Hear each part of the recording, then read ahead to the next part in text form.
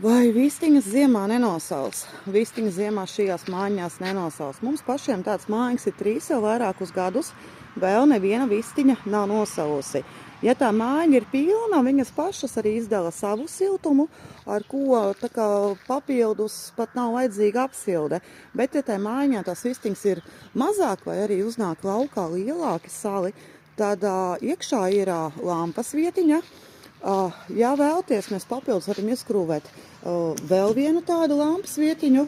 Vienā, piemēram, sildu lampu, otrā ievietot parasto lampiņu, lai viņām dienu, tā kā pagarinātu.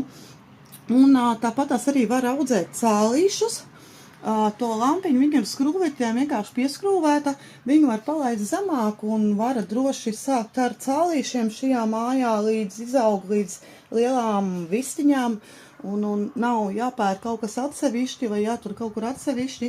Un cena tiešām ir tāda. Un cālīšiem arī droši visas dētuvītes, visi ir tādā līmenītī, kad nekur nekas tāpatās arī.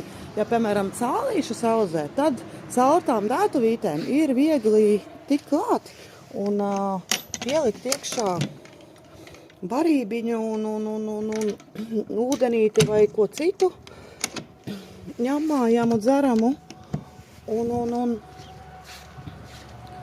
Tā.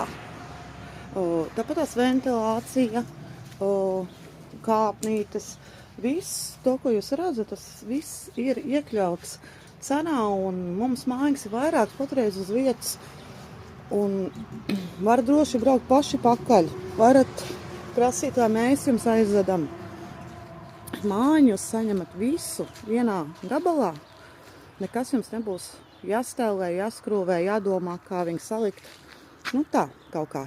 Mājas ietilpība ir līdz 15 vistiņām.